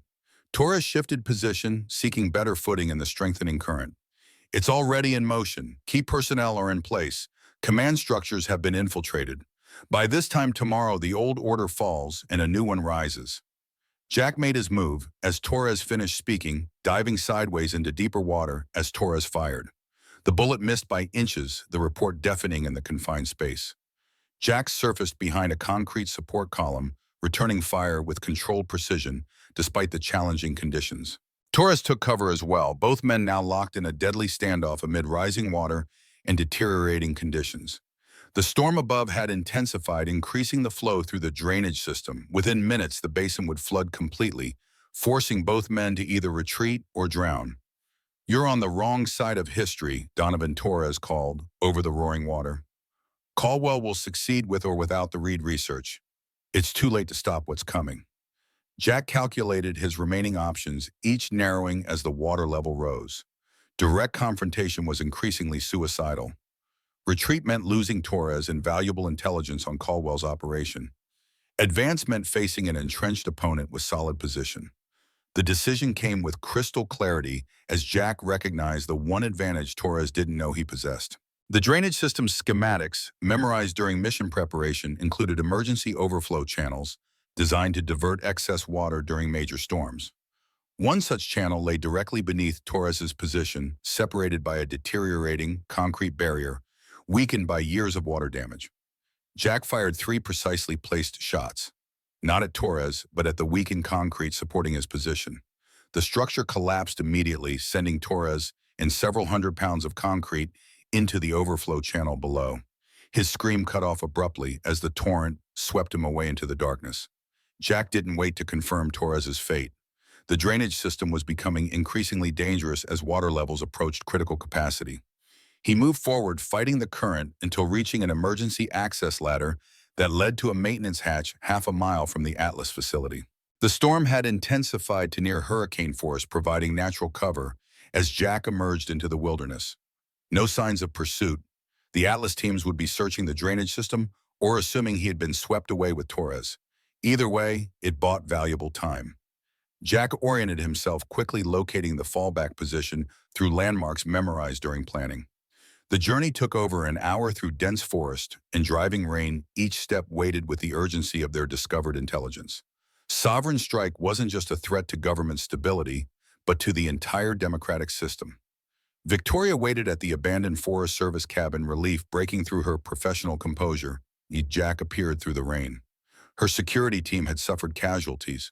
2 operators down, Sarah wounded but stable, but had extracted successfully after Jack's diversion. The intelligence Jack had recovered painted a devastating picture. Atlas had spent years placing operatives in key positions throughout government and military command structures. Sovereign strike would activate these assets, simultaneously targeting civilian leadership and military commanders loyal to constitutional authority. The resulting power vacuum would be filled by Atlas-aligned officials, creating the appearance of continuity while actually executing a carefully orchestrated coup. "We need to warn Catherine." Victoria finished reviewing the operational plans, face pale despite her composed demeanor. "If Caldwell's operation is already in motion, we can't trust Catherine." Jack's interruption was gentle but firm. "Not directly. We don't know how far the infiltration extends." Victoria processed this with the rapid calculation of someone accustomed to high-stakes decisions. "Then we use the fail-safe protocol, distribute the intelligence through multiple channels simultaneously. Too many points of exposure for Caldwell to contain." Jack nodded agreement, already formulating the next step. "But first we end this at the source. Caldwell, the Virginia safe house." Victoria understood immediately. A direct operation against Atlas's leader, using the intelligence they'd gathered to prevent sovereign strike from reaching execution phase. Dangerous, nearly suicidal, but potentially the only way to disrupt the operation completely. Sarah's team is in no condition for another assault. Victoria gestured toward the wounded operators resting in the cabin's back room. "And Catherine's FBI teams are compromised. I'll go alone." Jack began assembling equipment, mind already mapping approach vectors for the Virginia target. One person has better infiltration odds than a team, especially given Caldwell's current security posture. Victoria's response came without hesitation. "Not alone. I'm coming with you." Jack paused, studying her with new assessment. Not dismissal, not underestimation, but professional evaluation of capabilities and limitations. You're not trained for this kind of operation. I'm trained enough. Victoria met his gaze directly. And I have personal motivation Caldwell won't expect. He took David from me. He nearly took you and Ben. I won't sit safely behind while you face him alone. The argument died unspoken as Jack recognized the same determination that had driven him for 10 years. The fierce need to protect what remained to prevent further loss at any cost. He nodded once acceptance of both her decision and the partnership it represented. They moved quickly, leaving Sarah in command of the remaining security team with instructions to transmit the intelligence package if they didn't report within 24 hours. Catherine would receive carefully selected portions of the intelligence, enough to mobilize legitimate FBI resources against Atlas assets, but through channels Torres couldn't intercept. The journey to Virginia required careful planning. Commercial flights were too exposed private aircraft too easily tracked. They settled on ground transportation, a nondescript sedan with clean documentation provided through Victoria's extensive resources. 16 hours of driving through increasingly severe weather, trading shifts, to maintain alertness while planning their approach to Caldwell's position. The Virginia safe house appeared unassuming, a colonial-style home on 5 acres outside Fairfax, isolated enough for privacy, but close enough to Washington for operational convenience. Jack surveyed it from half a mile distant, noting security measures both obvious and concealed. Motion sensors disguised as landscaping lights. Surveillance cameras integrated into architectural details. Roving patrols of men who move with military precision despite their civilian clothing. Heavy security. Victoria lowered her binoculars, expression thoughtful. But not as heavy as I expected for Caldwell's current operational tempo. Jack recognized the discrepancy immediately. Either their intelligence was wrong or he's not there yet. Jack refocused on the security patterns, reading them with experienced eyes. This is advanced preparation, cleaning the location, establishing security, perimeter, preparing for his arrival. Victoria checked her watch, correlating with the operational timeline they discovered. According to the Sovereign Strike documents, initial phase begins tomorrow at 0600.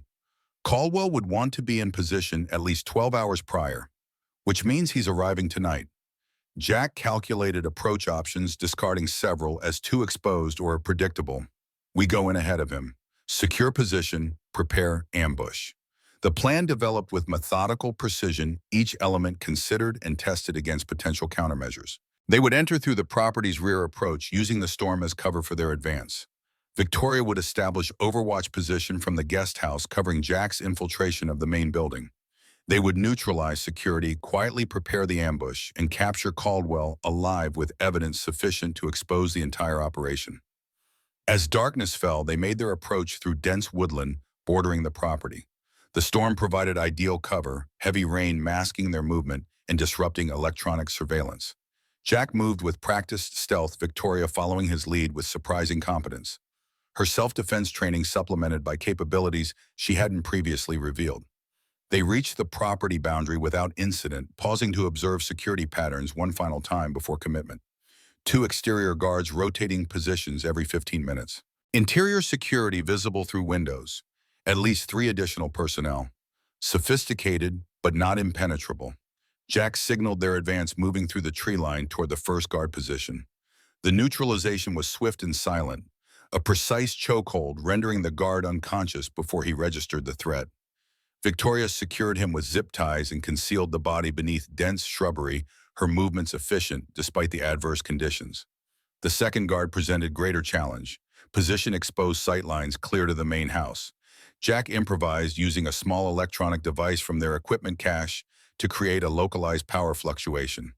As the guard moved to investigate, Victoria approached from his blind side, administering a precise injection of sedative that took effect within seconds. With the exterior secure, they advanced on the main house, accessing through a service entrance, with electronic lock defeated by specialized equipment. The interior guards proved more challenging, professional operators maintaining disciplined security protocols. Jack was forced to engage the first directly, a brief hand-to-hand confrontation, ending with the guard unconscious, but one of Jack's ribs cracked in the process. Victoria demonstrated unexpected skill with the second guard, using a combination of misdirection and precise strikes to neutralize him before he could raise alarm. The third recognized the threat too late, managing a partial warning before Jack's precisely placed blow rendered him unconscious. The safe house secured, they established their ambush position in Caldwell's likely arrival area, the main study where operational planning would occur. Jack placed surveillance devices throughout the house, creating comprehensive awareness of all approaches. Victoria established communication links that would transmit evidence regardless of outcome. Then they waited, tension building with each passing hour. Midnight came and went without activity. Then 1 a.m. 2 a.m. The storm intensified, outside wind howling against colonial architecture, never designed for such punishment. At 3:17 a.m., headlights appeared on the long driveway leading to the main house. Two vehicles, advanced security and led SUV Caldwell, presumably in the second. Jack and Victoria took their positions, the trap ready to spring. The front door opened, admitting 4 security personnel who proceeded to sweep the house with professional thoroughness. They discovered their unconscious colleagues, quickly raising immediate alarm. Jack had anticipated this, using it to draw focus, while he and Victoria remained concealed in the study behind false paneling, another Atlas standard feature Jack had helped design years earlier.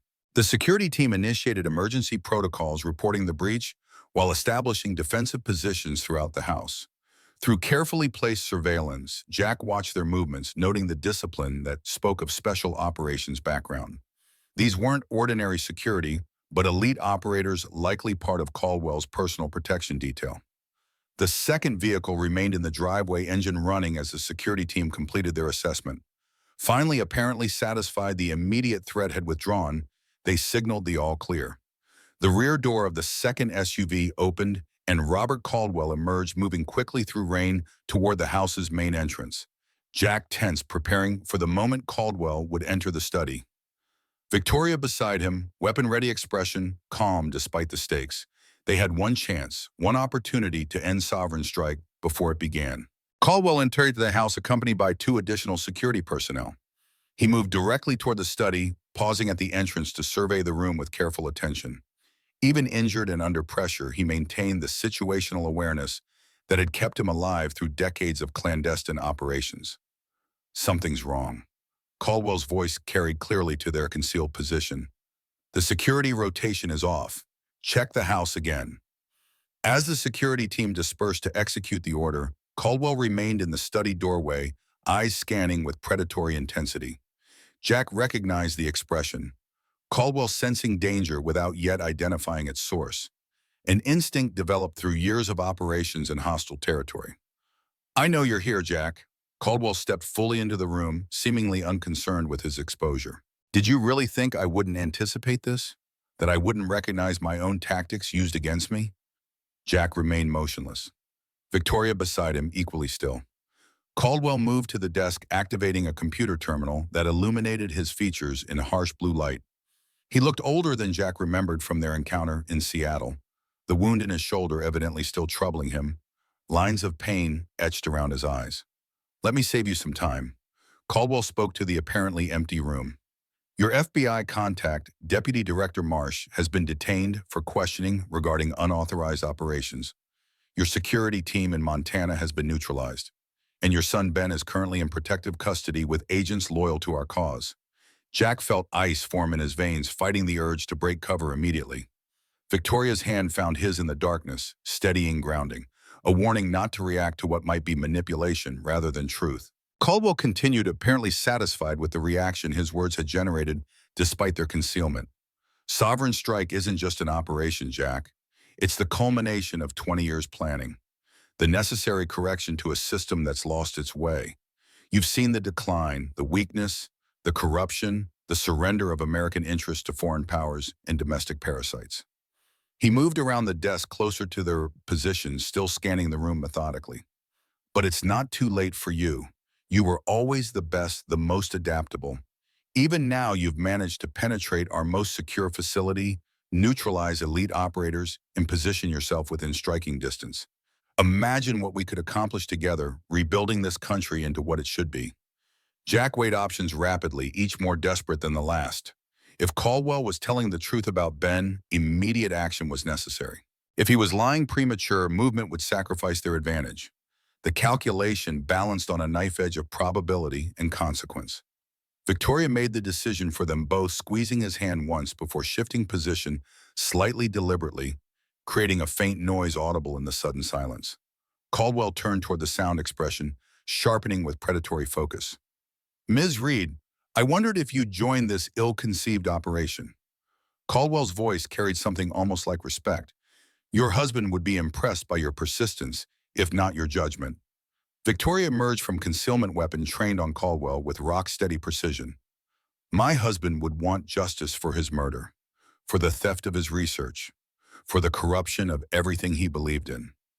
Caldwell smiled thinly, seemingly unconcerned with the weapon aimed at his chest. "Your husband was collateral damage in a larger conflict. His research threatened national security. The ability to detect and track stealth technology would have eliminated our strategic advantage over peer competitors." Jack emerged as well, positioning himself to cover both Caldwell and the room's entrance, anticipating the security team's return. "Where's my son's safe?" "For now." Caldwell's expression revealed nothing. "His continued well-being depends entirely on your next actions. The operational plans you stole, they've been transmitted." "Not yet." Jack kept his voice neutral despite the rage building beneath. "Insurance in case this meeting went sideways." Caldwell nodded once as if confirming a hypothesis. "Then we still have room to negotiate. Your son's safety and freedom in exchange for your silence." The operational plans returned, all copies destroyed. "You and Ms. Reed disappear. New identities, substantial resources, my personal guarantee of non-interference." Victoria's laugh held no humor. "Your guarantee means nothing. You murdered my husband, tried to kill me, threatened a child. There's no negotiation possible. Everyone negotiates when survival is at stake." Caldwell's confidence remained unshaken. "You have approximately 30 seconds before my security team returns. They're former Tier 1 operators with specific instructions regarding intruders. Your skills are impressive, Jack, but even you can't defeat 6 elite operators simultaneously while protecting Ms. Reed." Jack recognized the tactical reality behind Caldwell's threat. They were outnumbered, outpositioned, with limited extraction options. Even if they neutralized Caldwell, escaping the compound alive was increasingly unlikely. The decision crystallized with sudden clarity. Not surrender, not negotiation, but a third option neither Caldwell nor Victoria had anticipated. Jack shifted position, slightly accessing the concealed transmitter in his jacket pocket. A single press activated the signal that would transmit everything they'd discovered to Catherine Marsh's secure channels, and simultaneously to selected media outlets worldwide.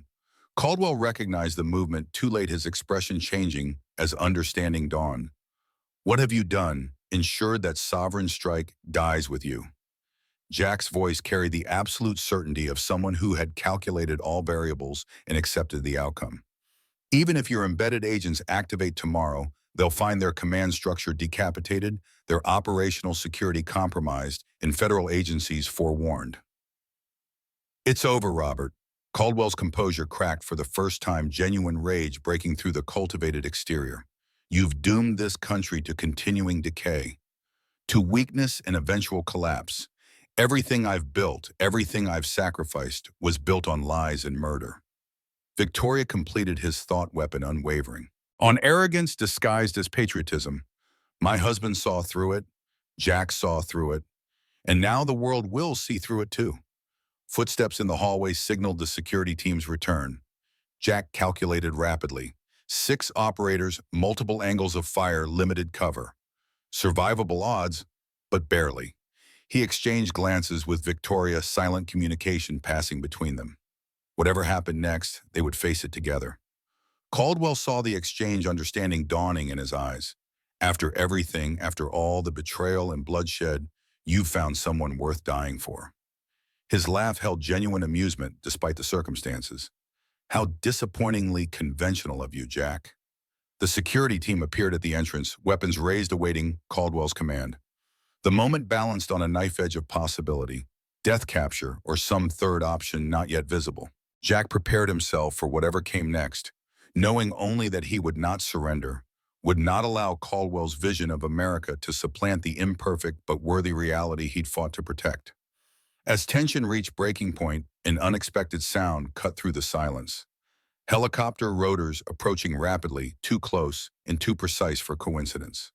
Through the study window's powerful searchlights suddenly illuminated the grounds, accompanied by the unmistakable voice of Catherine Marsh, amplified through tactical speakers.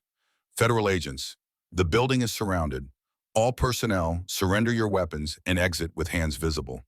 Confusion rippled through the security team, discipline momentarily shaken by this unexpected development. Caldwell's expression hardened as he calculated new variables, revised strategies, searched for escape routes. You said Marsh was detained. Victoria's smile carried genuine satisfaction as understanding dawned. You lied about everything, didn't you, Ben? The security team in Montana, all of it manipulation because that's all you have left. Caldwell's composure cracked, further desperation replacing calculation. This changes nothing. The operation proceeds regardless. My people are in position. They'll execute with or without direct command. Jack recognized the final desperate gambit of a man seeing his life's work unraveling. One outcome remained.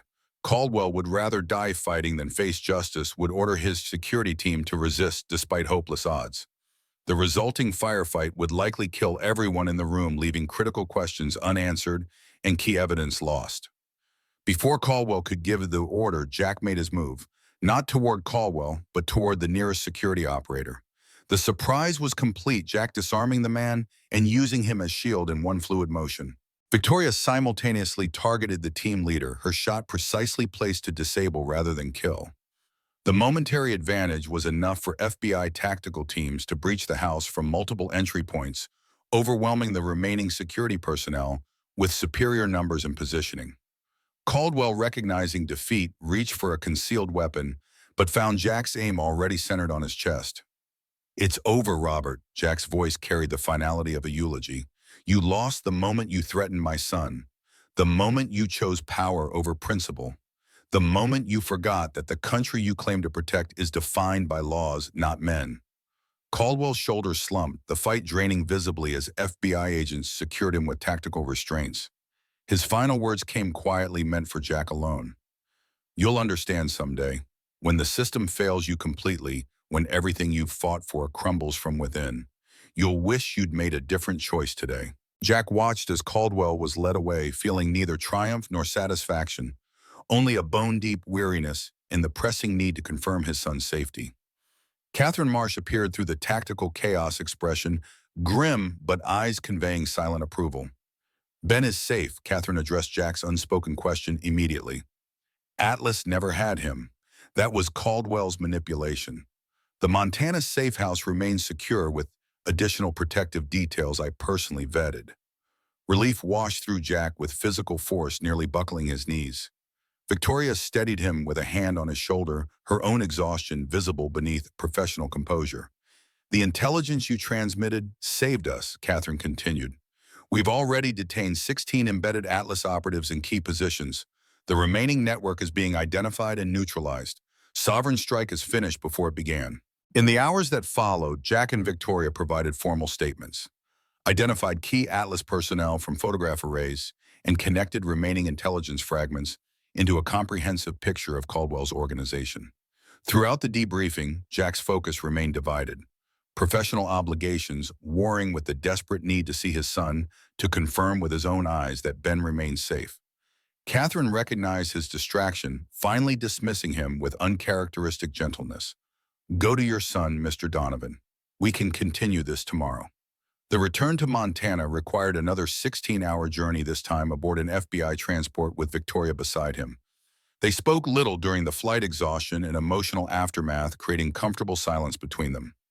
The partnership forged through crisis had evolved into something neither had anticipated, but both recognized as valuable beyond measure. Dawn broke over Montana wilderness as they approached the safe house, golden light spilling across pine forest and mountain ranges. Jack felt something shift within him as familiar landscape appeared below, not just returning to his son, but perhaps returning home in a deeper sense. Ben awaited on the cabin's porch, launching himself into his father's arms the moment Jack emerged from the transport. Jack held his son tightly, the familiar weight and warmth confirming what words and assurances could not. That despite everything they had survived, They were together. They were safe. Victoria watched from a respectful distance, her own emotions carefully contained behind professional composure. Only when Ben turned towards her, extending one small hand in innocent welcome, did the facade crack slightly. She accepted the gesture with unexpected gentleness, completing a circle that none of them had anticipated when a private jet screamed across Montana sky all those weeks ago. 6 months later, Jack stood on the porch of a new home in Vermont watching Ben construct an elaborate snow fort with neighborhood children.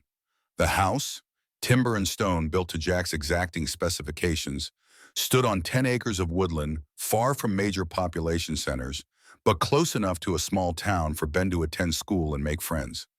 Victoria's SUV appeared on the long driveway, a regular Sunday arrival that Ben had come to anticipate with excitement. She emerged carrying files in one hand and a package wrapped in colorful paper in the other. Another educational gift for Ben, who had developed surprising interest in technology and engineering since their ordeal. They moved together through domestic routines that would have seemed impossible months earlier. Coffee prepared exactly as each preferred comfortable silences, professional updates interspersed with personal observations. Victoria had rebuilt Reed Technologies' security division with a Jack's occasional consultation while focusing the company's resources on completing David's research for humanitarian applications.